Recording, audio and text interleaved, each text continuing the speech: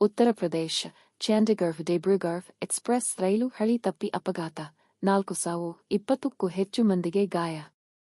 ಗೊಂಡಾ ಉತ್ತರ ಪ್ರದೇಶದ ಗೊಂಡಾ ಬಳಿ ಚಂಡೀಗಢ ದಿಬ್ರುಗಢ ಎಕ್ಸ್‌ಪ್ರೆಸ್ ಪ್ರಯಾಣಿಕ ರೈಲಿನ ಹಲವು ಬೋಗಿಗಳು ಗುರುವಾರ ಹಳಿ ತಪ್ಪಿದ್ದು, ಘಟನೆಯಲ್ಲಿ 4 ಮಂದಿ ಸಾವನ್ನಪ್ಪಿ 20ಕ್ಕೂ ಹೆಚ್ಚು ಮಂದಿ ಗಾಯಗೊಂಡಿದ್ದಾರೆ ಎಂದು ತಿಳಿದುಬಂದಿದೆ.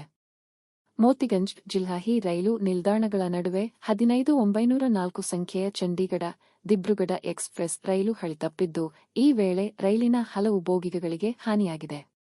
ಹಿರಿಯ ರೈಲ್ವೆ ಅಧಿಕಾರಿಗಳು ಮತ್ತು ಆಡಳಿತಾಧಿಕಾರಿಗಳು ಸ್ಥಳಕ್ಕೆ ಧಾವಿಸಿದ್ದು, ಪ್ರಯಾಣಿಕರನ್ನು ರಕ್ಷಿಸುವ ಕಾರ್ಯಾಚರಣೆ ಮುಂದುವರೆದಿದೆ. ಪ್ರಯಾಣಿಕರು ತಮ್ಮ ಸರಂಜಾಮುಗಳನ್ನು ಹಿಡಿದುಕೊಂಡು ಹಳಿಯ ಬದಿಗಳಲ್ಲಿ ನಿಂತಿರುವುದು ದೃಶ್ಯಗಳಲ್ಲಿ ಕಂಡುಬಂದಿದೆ. ಒಟ್ಟು 12 ಬೋಗಿಗಳೊಂದಿಗೆ ರೈಲು ಸಂಚರಿಸುತ್ತಿತ್ತು. ಈ ಪೈಕಿ 4 ಬೋಗಿಗಳು ಜುಲಾಹಿ ರೈಲ್ವೆ ನಿಲ್ದಾಣದ ಕೆಲವು ಕಿಲೋಮೀಟರ್ ಮೊದಲು ಹಳಿ ತಪ್ಪಿವೆ. ರಕ್ಷಣಾ ಕಾರ್ಯಾಚರಣೆಗೆ ಸಿಎಂ ಯೋಗಿ ಆದಿತ್ಯನಾಥ್ ಸೂಚನೆ.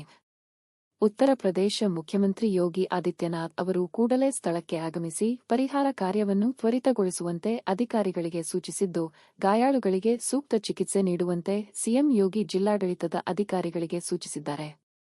ಸಹಾಯವಾಣಿ ತೆರೆದ ರೈಲ್ವೆ ಇಲಾಖೆ.